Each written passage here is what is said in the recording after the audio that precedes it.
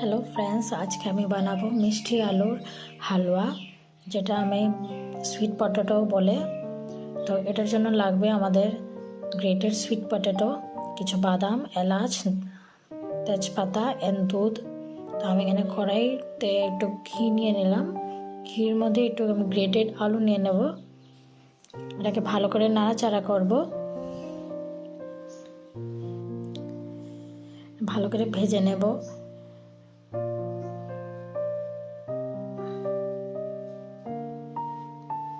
তারপর আমি এখানে এলাচ অ্যান্ড তেজপাতা দিয়ে দিলাম।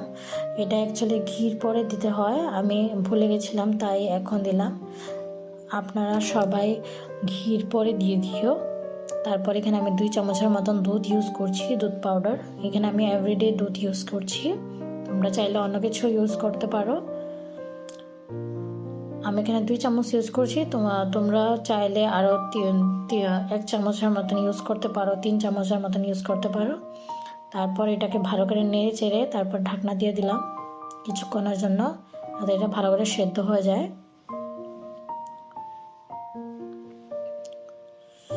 মোটামুটি সিদ্ধ হয়ে গেছে। তারপর আমি এখানে বাদাম ইউজ দিলাম। বাদামগুলি আমি আলমন্ড অ্যান্ড কাজু ইউজ করছি, কারণ আমার বাড়িতে এগুলি ছিল। তোমরা চাইলে পেস্তা অ্যান্ড কিশমিশও ইউজ করতে পারো। এখানে আমি এক কাপের মতন দুধ দিলাম।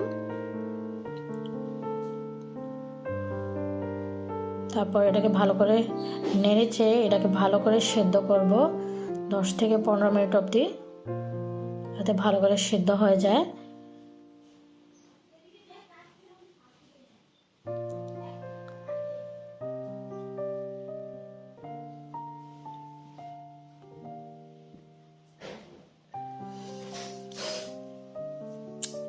তারপর এটাকে ঢাকনা দিয়ে দিলাম।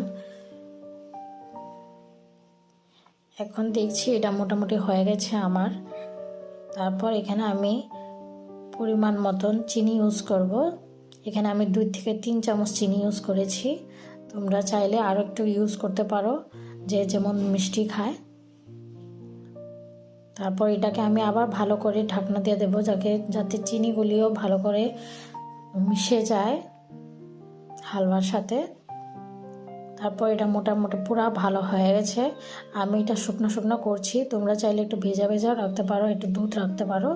আমার শুকনো পছন্দ, তাই আমি শুকনো রেখেছি। বাস, এটা হয়ে গেছে রেডি। তোমরা খেয়ে দেখো, ট্রাই করে দেখো, বাড়িতে অবশ্যই ট্রাই করো।